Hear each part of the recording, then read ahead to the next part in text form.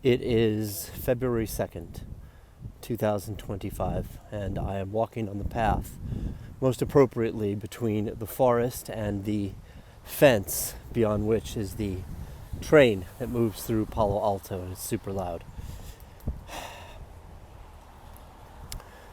To do this video log from this perspective feels very appropriate, given where I am in the realms.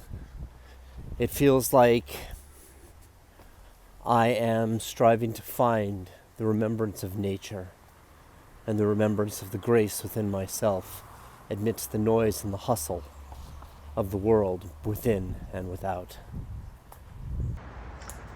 There's a certain intense bravery that has to happen on the quest.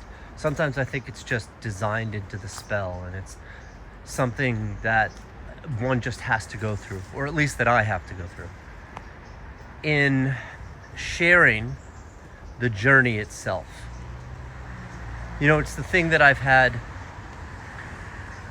it's the thing I built the Mythica for, and yet have had so many challenges in sharing it from myself and realizing how that relates to the core nature of what my intention has been, where the real challenges are facing the vulnerability, the shame, the expectations of the self, and all of these also human things that are playing out through the modern myth. And it's like, you know, I am in an abyss right now.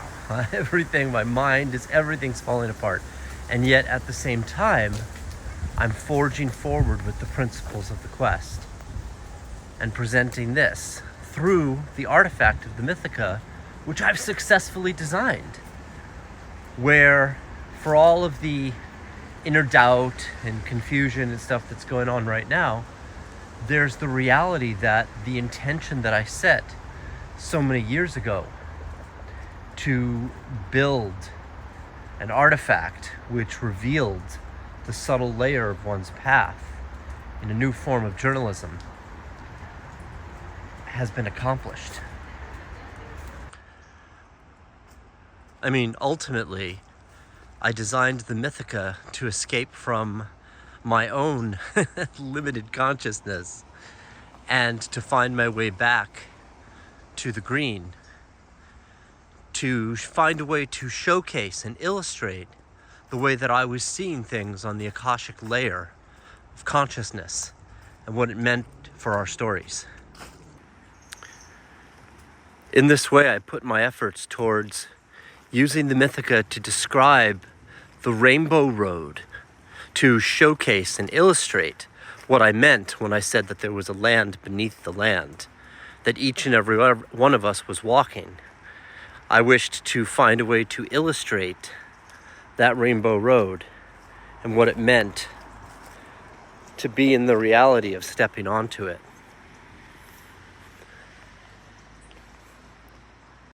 When we see things from the Mythica, we realize that what we're encountering on the surface of our story is actually simultaneously happening in the Mythica, in the mythopoetic layer of our life.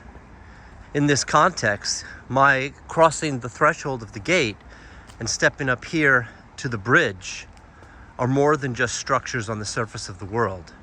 They embody a certain quality, a transformation. Over the river and over the rust, in all of those places where I lost my trust. Back to the hope of the mission revealed, no longer so lost, no longer concealed, and felt in the manner, the things as they are, moving on bridges to places afar.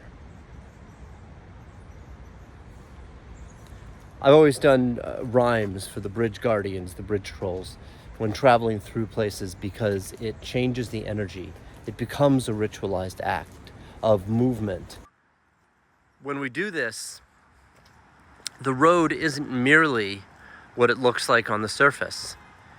It is the shifting play of the electromagnetics of one's path itself, one's movement through the various energetics that go on inside one's life. It is the landscape of the quest, seen in its primal colors. This is always going on when we're traveling across the realms of our story. There's always an inner landscape going on that parallels the outer landscape. It's the essence of, this is the essence of the heroic landscape, the landscape of one's personal myth, that which is more constant across all the stories and circumstances of our lives. You know, I come down to the waterway, and as I come to this tree and I see, the roots and the branches and everything, it reminds me of a similar scene that I saw when I was in Kauai at the beginning of the quest in 2002. And it was where the Aina, the Deva of the land, actually gave me a vision of how there was no separation between ourselves and the land, and that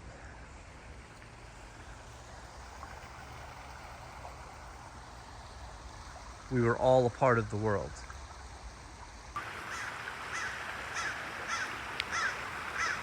It's really seeing our stories through time, recognizing that the stream of our life, the stream of our story, is a part of the land herself, and that there is a subtle undercurrent of our chakras, our vibrational impressions, that defines the prism of our perspective and how we see and embrace the creation. To design a way of showcasing this, to talk about it, and to reveal how I had come about that in my story was the very core of mythic journalism.